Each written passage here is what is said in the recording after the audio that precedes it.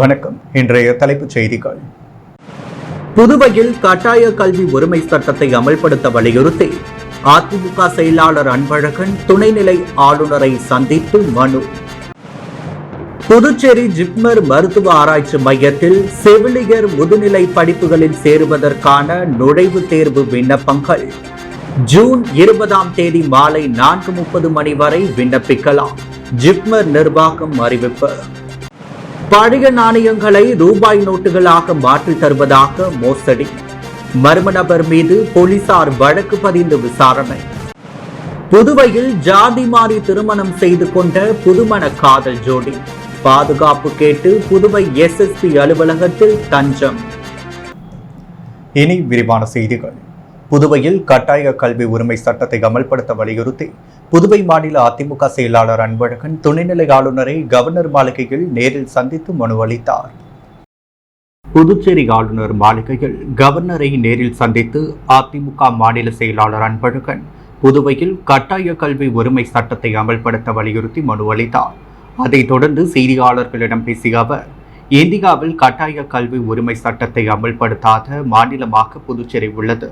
புதுச்சேரி மாநிலத்திற்கு என தனி கல்வி வாரியம் இல்லாத நிலையில் பள்ளி கல்வியில் முழுமையாக தமிழகத்தை பின்பற்றும் புதுச்சேரி அரசு இதுவரை கட்டாய கல்வி உரிமை சட்டத்தை அமல்படுத்தாதது ஏழை எளிய மாணவர்களை வஞ்சிக்கும் செயலாகும்.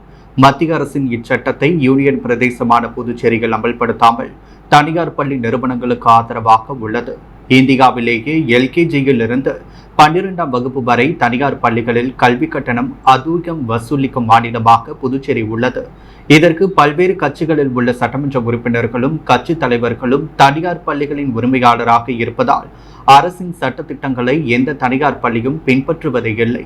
மத்திய அரசால் ஏழை எளிய மாணவர்களின் நலனுக்காக நாடு முழுவதும் கொண்டுவரப்பட்ட கட்டாய கல்வி உரிமை சட்டத்தை கடந்த 10 ஆண்டுகளாக புதுச்சேரி அரசு அமல்படுத்தாமல் இருப்பது அரசின் சட்டவிரோத செயலாகும்.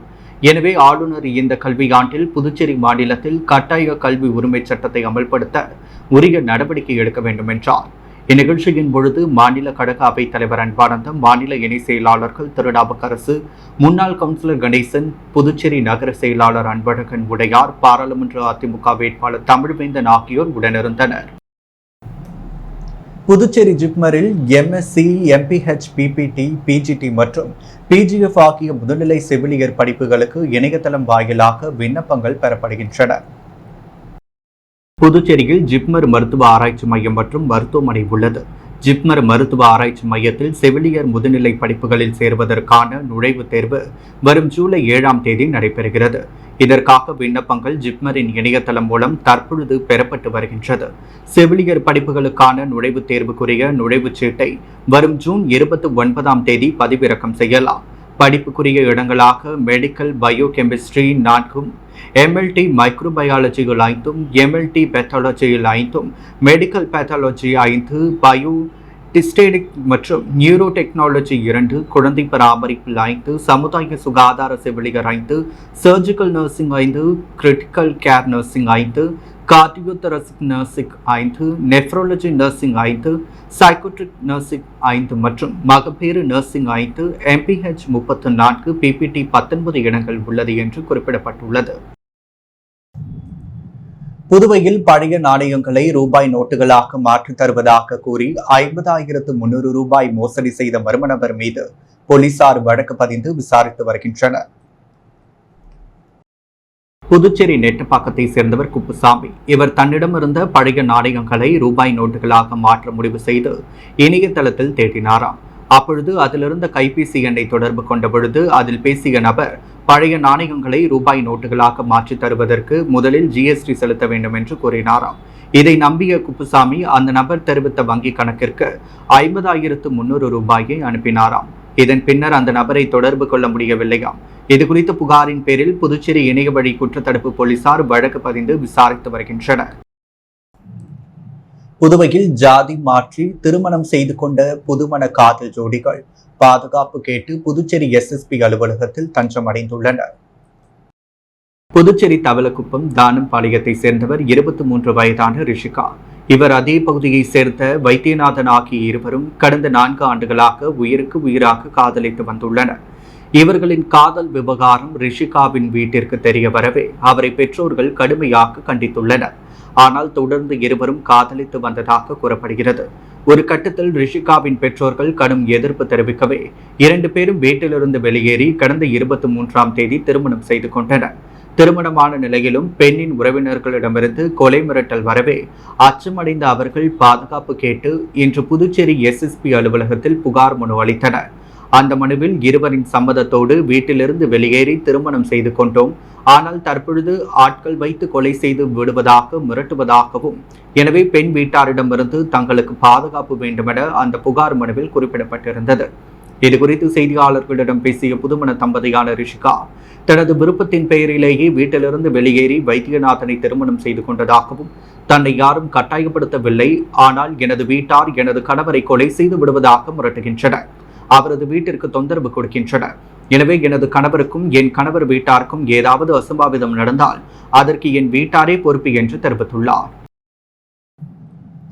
உருளையன்பேட்டையில் சிறையில் உள்ள வாலிபரின் வீட்டில் பெட்ரோல் குண்டு வீசிய இருவரை போலீசார் கைது செய்தனர். புதுச்சேரி பெரியார் நகர் 10வது குறுக்கு தெருவை சேர்ந்தவர் ருத்ரேஷ். பெயிண்டர் ஆன இவருக்கும் அதே பகுதியை சேர்ந்த ஈஸ்வர் தரப்பிற்கும் இடையே முன்விரோதம் இருந்துள்ளது. கடந்த மாதம் 23ஆம் தேதி பெரியார் நகர் கங்கைமுத்து மாரியம்மன் கோவில் எதிரில் நின்றிருந்த ருத்ரேஷை 6 பேர் கொண்ட கும்பல் முன்விரோதம் காரணமாக வெட்டி கொலை செய்தது. இது தொடர்பாக உருளையன்பேட்டையில் முருகன் கோவில் வீதி ஈஸ்வரன், கௌதம், அரவிந்த், எழில் உட்பட 6 பேர் கைது செய்யப்பட்டுள்ளனர். சிறையில் உள்ள எழில், ஈஸ்வர் இருவரும் முருகன் கோவில் தெரு 4வது குறுக்கு தெருவில் வசிக்கின்றனர். கடந்த 25ஆம் தேதி இரவு பைக்கில் வந்த இருவர் எழில் வீட்டின் முன்பு பெட்ரோல் குண்டு வீசியுள்ளனர். தீப்பற்றி எரிந்த பெட்ரோல் குண்டு தண்ணீர் ஊற்றி அணைக்கப்பட்டது. உருளையன்பேட்டை போலீசார் வழக்கு பதிந்து அப்பகுதியில் உள்ள CCTV காட்சிகளை ஆய்வு செய்தனர். அதில் முகமூடி அணிந்து பைக்கில் வந்த 2 பேர் பெட்ரோல் குண்டு வீசியது தெரிய வந்தது. விசாரணையில் அவர்கள் நெல்லித்தோப்பு முருகன் கோவில் தெரு சாமுவேல், கீழ்சாத்தமங்கலம் முருகன் கோவில் தெரு கணேஷ் ஆகியோர் என தெரிய வந்தது. உருளையன்பேட்டை போலீசார் நேற்று கைது செய்து சிறையில் அடைத்தனர். ஏனாமில் உயர்கல்வி படிக்க விண்ணப்பிக்கும் மாணவ மாணவிகளுக்கு ஜாதி மற்றும் குடியிருப்பு சான்றிதழ்களை காலம் தாழ்த்துவதோடு மட்டுமல்லாமல் திருப்பி அனுப்பப்படுவது வேதனை அளிக்கப்பட்டு உள்ளதாக மாணவ மாணவிகள் தெரிவித்துள்ளனர். புதுச்சேரி மாநில ஏனாம் வட்டாட்சியர் அலுவலகத்தில் வருவாய் ஆய்வாளராக பணிபுரியும் ரசித் என்பவர் உயர்கல்வி படிக்க விண்ணப்பிக்கும் மாணவ மாணவிகளுக்கு வருமானம், ஜாதி, குடியிருப்பு உள்ளிட்ட சான்றிதழ் வழங்க மாணவர்களை காலதாமதமாக்குவதாகவும், மேலும் விண்ணப்பித்து பல மாதங்களாகியும் அவர்களுக்கு சான்றிதழ்களை வழங்காமல் அலைகழிக்கப்பட்டு வருவதாகவும் தெரிவித்துள்ளனர். மேலும் சான்றிதழ் வாங்க வரும் மாணவர்கள் மற்றும் பெற்றோர்களை ஒருதலைபட்சமாக பேசுவதாக பல்வேறு புகார்களை மாணவ மாணவிகள் தெரிவித்தனர். மேலும் இனிமேல் இதுபோல் நடக்காமல் விரைந்து சான்றிதழை வழங்குமாறு பொதுமக்கள் மற்றும் மாணவ மாணவிகள் கோரிக்கை விடுத்துள்ளனர். புதுச்சேரியில் நேற்று மீண்டும் வெயிலின் தாக்கம் 101 டிகிரி செல்சியஸாக பதிவானது. புதுச்சேரியில் கடந்த பிப்ரவரி மாதத்திலிருந்து வெயில் தாக்கம் அதிகரித்தது. மார்ச், ஏப்ரல் மாதங்களில் 100 டிகிரி வரை வெப்பம் பதிவானது. மே மாதம் 4ஆம் தேதி துவங்கி நேற்று 28ஆம் தேதி வரை கத்திரி வெயில் அடித்தது. இதற்கிடையே வங்கக்கடலில் உருவான குறைந்த காற்றழுத்த தாழ்வு நிலை காரணமாக கடந்த வாரம் புதுச்சேரியில் லேசான தூறல் மழை பெய்தது. இதனால் வெயில் தாக்கம் குறைந்து இதமான சூழல் நிலவியது. இந்த நிலையில் நேற்று முன்தினம் புதுச்சேரியின் வெப்பநிலை 101 டிகிரி பதிவாகியுள்ளது. அதே வெப்பநிலை நேற்றும் நீடித்தது. நேற்றுடன் கத்திரி வெயில் முடிவுக்கு வந்தது குறிப்பிடத்தக்கது. திருவக்கரை பகுதியில் சாலையோரத்தில் இருந்த குடிநீர் குழாயில் குளித்துக் கொண்டிருந்த 10 வயது சிறுமிக்கு பாலியல் தொல்லை கொடுத்து லாரியில் கடத்த முயன்ற ஓட்டுநரை அப்பகுதி இளைஞர்கள் பிடித்து போலீசாரிடம் ஒப்படைத்தனர். விழுப்புரம் மாவட்டம் வானூர் அருகே உள்ள திருவக்கரை முத்துமாரியம்மன் கோவில் தவுட்டுக்குளம் பகுதியில் உள்ள சாலையோர குடிநீர் குழாயில் அதே பகுதியைச் சேர்ந்த 10 வயது சிறுமி குளித்துக் கொண்டிருந்தார். அப்பொழுது திருவக்கரையிலிருந்து கிரிசு பவுடர் ஏற்றி வந்த லாரி டிரைவர் அங்கு இறங்கி தண்ணீர் பிடிக்க சென்றுள்ளார். அங்கு குளித்துக் கொண்டிருந்த 10 வயது சிறுமியிடம் பாலியல் அத்துமீறலில் ஈடுபட்டுள்ளார். குழந்தையை தூக்கி கொண்டு வந்து லாரியின் டிரைவர் சீட்டில் அமர வைத்து புறப்பட சென்ற பொழுது சிறுமியின் உறவுக்கார பெண் டிரைவரின் சட்டையை பிடித்து இழுத்து கூச்சலிட்டுள்ளார். இப்பொழுது டிரைவர் உறவுக்கார பெண்ணிடமும் பாலியல் சீண்டலில் ஈடுபட்டு தகாத வார்த்தையால் பேசி லாரியில் அமர வைத்த சிறுமியை கீழே இறக்கிவிட்டு வேகமாக லாரியை எடுத்து சென்றுள்ளார். சிறுமியிடமும் சிறுமியின் உறவுக்கார பெண்ணிடமும் நடந்தவற்றை விசாரித்த அப்பகுதி இளைஞர்கள் அந்த பகுதியில் பதிவாகியிருந்த சிசிடிவி காட்சி மூலம் லாரியின் பதிவு எண் மற்றும் அடையாளங்களை கண்டு திருவக்கரையில் உள்ள பல்வேறு இடங்களில் தேடினர். மாலை சுமார் 4 மணி அளவில் அதே லாரி நெமிலி வெற்றிவேல் கிருஷர் பகுதியில் லோடு ஏற்றுவதற்காக நின்று கொண்டிருந்தது. சிறுமியும் உறவுக்கார பெண்ணும் கொடுத்த அடையாளத்தின்படி டிரைவரை பிடித்து இளைஞர்கள் விசாரித்த பொழுது அவர் முன்னுக்கு பின் முரணாக தகவல் அளித்து அந்த கிராமத்தின் இளைஞர்களுக்கான சரவணன் மற்றும் ராமச்சந்திரன் ஆகிய இருவரையும் தாக்கியதாக கூறப்படுகிறது. ஆத்திரமடைந்த இளைஞர்கள் டிரைவரை நகைப்புடைத்து மோட்டார் சைக்கிளில் ஏற்றி வந்து கோட்டுக்குப்பம் அனைத்து மகளிர் காவல் நிலையத்தில் ஒப்படைத்தனர்.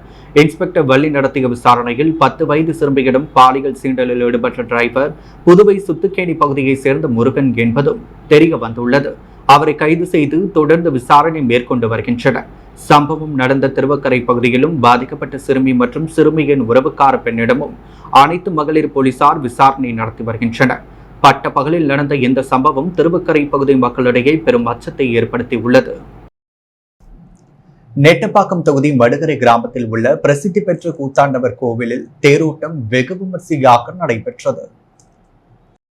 புதுவை மாநிலம் மடுகரை கிராமத்தில் எழுந்தள்ளியுள்ள திரௌபதி அம்மன் கூத்தாண்டவர் ஆலயத்தில் நடைபெற்ற வைகாசி மாத தேரோட்டத்தில் பாராளுமன்ற உறுப்பினர் வைத்திலிங்கம், துணை சபாநாயகர் ராஜவேலு ஆகியோர் பங்கேற்று சுவாமி தரிசனம் செய்து தேரை வடம் பிடித்து இழுத்து தேரோட்டத்தினை துவக்கி வைத்தனர். அரவான் சிரசு பொருத்தப்பட்ட கம்பீரமான கூத்தாண்டவர் தேரானது இன்று காலை 7 மணி அளவில் திரளான பக்தர்கள் மாடவீதிகளில் தேரினை பக்தர்கள் வடம் பிடித்து இழுத்து சென்றனர். மடுகரை மற்றும் சுற்றுப்புற பகுதிகளைச் சேர்ந்த திரளான பொதுமக்கள் இதில் பங்கேற்றனர். தேரானது முக்கிய மாடவீதிகள் வழியாக சென்ற பொழுது விவசாயிகள் தங்கள் நிலங்களில் விளைந்த காய்கறிகள், பழங்கள் ஆகியவற்றுடன் நாணயங்களை சேர்த்து கொள்ளை விட்டனர். பின்னர் தேரானது மாலை தேரடியை வந்தடைந்தது. புதுவை மற்றும் தமிழக பகுதியிலிருந்து ஏராளமான திருநங்கைகள் மற்றும் பக்தர்கள் கூத்தாண்டவருக்கு வேண்டிக் கொண்டு பூசாரி கையினால் முதல் நாள் இரவே தாலி கட்டி கொண்டனர். பின்னர் தேரோட்டம் முடிந்து தாலி அறுக்கும் நிகழ்வு மாலை நடைபெற்றது. முன்னதாக அர்ச்சுனன் திரௌபதி திருக்கல்யாணம், கூத்தாண்டவர் திருக்கல்யாணம், பிடாரியம்மன் மாரியம்மனுக்கு சாகை வார்த்த நிகழ்ச்சி, பக்கசூரனுக்கு சோறு போடுதல் ஆகியன நடைபெற்றது. இரவு நேரங்களில் அலங்கரிக்கப்பட்ட வாகனங்களில் விநாயகர், பகவான் கிருஷ்ணர், அர்ஜுனன், திரௌபதி அம்மன், கூத்தாண்டவர், மாரியம்மன், பிடாரியம்மன் இரவு நேரங்களில் சுவாமி வீதி உலா நடைபெற்றது. விழாவிற்கான ஏற்பாடுகளை நிர்வாக அதிகாரி கலிக பெருமாள், ஆலய திருப்பணிக்குழு தலைவர் தனபூபதி மற்றும் கிராம மக்கள் செய்திருந்தனர். சென்னையிலிருந்து சிதம்பரம் நோக்கி சென்று கொண்டிருந்த தமிழக அரசு பேருந்து முதலியார்பேட்டை அருகே வந்தபொழுது இருசக்கர வாகனத்தின் மீது மோதியதில் முதியவர் பலத்த காயமடைந்தார். புதுவை கோவிந்த சாலையை சேர்ந்தவர் அரவிந்தன் வட்டிக்கு பணம் விடும் தொழில் செய்து வருகிறார். இன்று காலை அவர் வட்டி பணம் வசூல் செய்வதற்காக தனது இருசக்கர வாகனத்தில் உப்பளம் சென்றுள்ளார். அங்கிருந்து அவர் முதலியார்பேட்டை கங்கையம்மன் கோவில் திருவழியாக கடலூர் சாலை வந்து சாலையை கடக்க முயன்றார். அப்பொழுது சென்னையிலிருந்து சிதம்பரம் நோக்கி சென்று கொண்டிருந்த தமிழக அரசு பேருந்து இருசக்கர வாகனம் மீது மோதியது. இதில் இருசக்கர வாகனத்தில் வந்து கொண்டிருந்த அரவிந்தன் நிலை தடுமாறி கீழே விழுந்துள்ளார். அதில் அவருக்கு தலையில் பலத்த காயம் ஏற்பட்டது. அங்கிருந்தவர்கள் உடனடியாக அவரை ஆட்டோ மூலம் மருத்துவமனைக்கு கொண்டு சென்றனர். அங்கு அவருக்கு தீவிர சிகிச்சை அளிக்கப்பட்டு வருகிறது.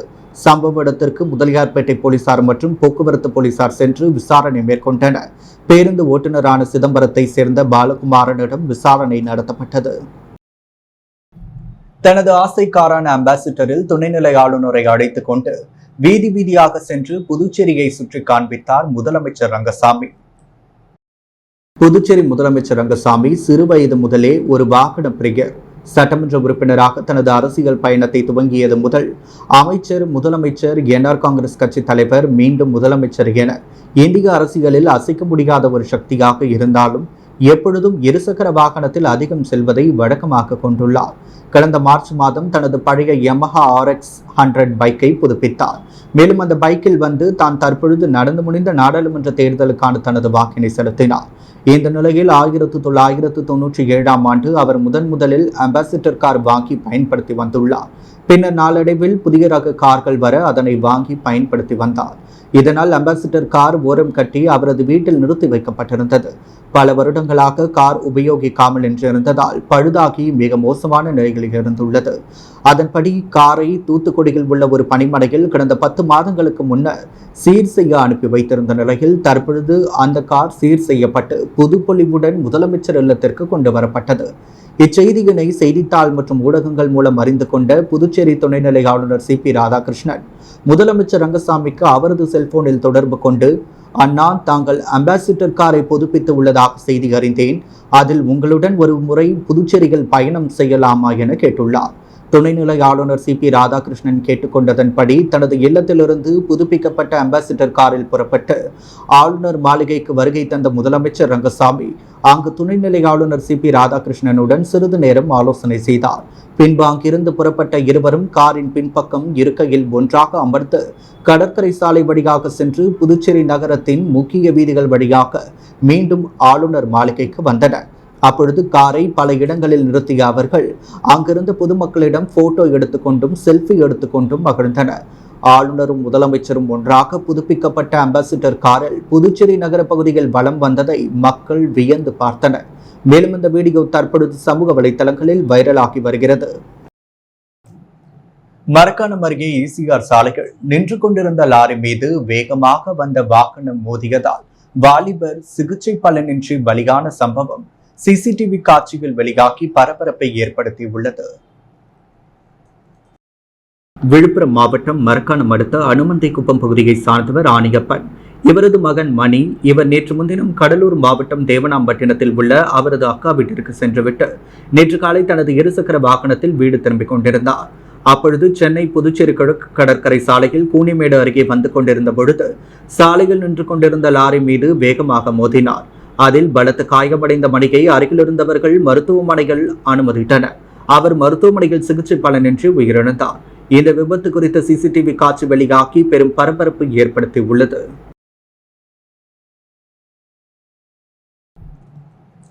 தங்கையிடம் தவறாக நடக்க முயன்ற 17 வயது சிறுவனை தட்டி கேட்ட 13 வயது சிறுவன் கொடூரமாக கொல்லப்பட்ட சம்பவம் அதிர்ச்சியை ஏற்படுத்தியுள்ளது. புதுச்சேரி மாநிலம் காரைக்கால் மாவட்டம் நிரவி பகுதியை சேர்ந்தவர் சிங்காரவேலு. இவரது மகன் ரகு. 13 வயதான இவர் 8ஆம் வகுப்பு படித்து வந்தார். சிறுவன் நேற்று மாலை வீட்டின் அருகே விளையாடிக் கொண்டிருந்த பொழுது மாயமானார். சிறுவனின் பெற்றோர் உறவினர்கள் சிறுவனை தெரு முழுவதும் தேடியும் கிடைக்கவில்லை. அதேவேளை பக்கத்து வீடு வழக்கத்திற்கு மாறாக பூட்டியிருந்தது. இதனால் சந்தேகமடைந்த சிங்காரவேலு மற்றும் உறவினர்கள் அக்கம் பக்கத்தினர் பூட்டியிருந்த வீட்டின் உள்ளே எட்டி பார்த்தனர். அங்கு சிறுவன் ரகு கொடூரமாக கொலை செய்யப்பட்டு இரத்த வெள்ளத்தில் பிணமாக கிடந்துள்ளார். இதனால் அதிர்ச்சியடைந்த உறவினர்கள் உடனடியாக போலீசாருக்கு தகவல் கொடுக்கவே தகவல் அறிந்து விரைந்து வந்த போலீசார் வீட்டின் கதவை உடைத்து உள்ளே சென்று பார்த்தனர். அப்பொழுது அந்த வீட்டில் சிறுவன் ரகு கழுத்து அறுக்கப்பட்டு முகம், நெஞ்சு உட்பட 17 இடங்களில் கத்தியால் குத்தப்பட்டு கொடூரமாக கொல்லப்பட்டு கிடப்பது தெரிய வந்தது. இதையடுத்து சிறுவனின் உடலை கைப்பற்றிய போலீசார் உடலை பிரேத பரிசோதனைக்கு அனுப்பி வைத்தனர். பின்னர் அந்த வீட்டை சோதனை நடத்தியதில் கொலைக்கு பயன்படுத்தப்பட்ட கூர்மையான கத்தி கைப்பற்றப்பட்டது.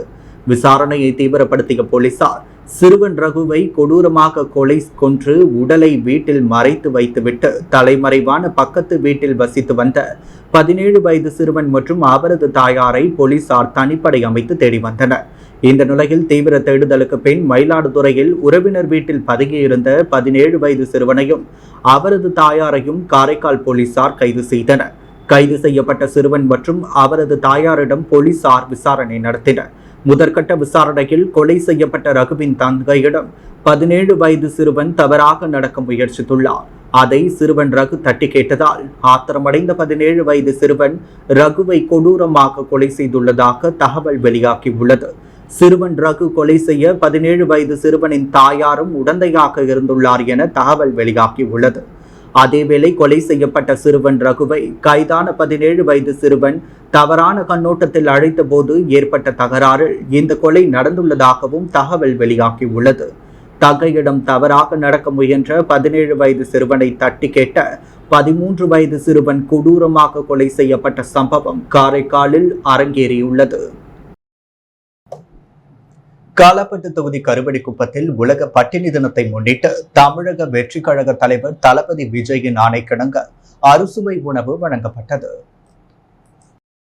உலக பட்டினி தினத்தை முன்னிட்டு தமிழக வெற்றி கழக தலைவர் தளபதி விஜயின் ஆணைக்கிணங்க காலாப்பட்டு தொகுதி கருவடிக்குப்பம் பகுதியில் மக்களின் தலைவன் தளபதி விஜய் வெற்றி கழகம் சார்பில் ஒரு நாள் மதிய அறுசுவை உணவு வழங்கப்பட்டது. இந்த நிகழ்ச்சியில் கழகத்தின் தலைவர் அய்யனார், செயலாளர் ஜில்லாராஜ், துணைத் தலைவர் ரமணன், துணை செயலாளர் சிவா, பொருளாளர் ஹரி, துணை பொருளாளர் கிஷோர் மற்றும் மன்ற உறுப்பினர்கள் சார்பில் உணவு வழங்கப்பட்டது. புதுச்சேரி ஸ்ரீமத் குரு சித்தானந்தா சுவாமிகளின் 187ஆம் ஆண்டு குரு பூஜை பெருவிழாவில் 1000க்கும் மேற்பட்ட பக்தர்கள் கலந்து கொண்டு தரிசனம் செய்தனர். அனைவருக்கும் அறுசுவை உணவும் வழங்கப்பட்டது. நேற்று மாலை கலச பிரதிஷ்டை கணபதி ஹோமத்துடன் துவங்கியது. அதையடுத்து காலை கணபதி ஹோமம், நவகிரக ஹோமம் மற்றும் ருத்ரஜபம் ஆகியவற்றுடன் சிறப்பு அபிஷேக ஆராதனை நடைபெற்றது.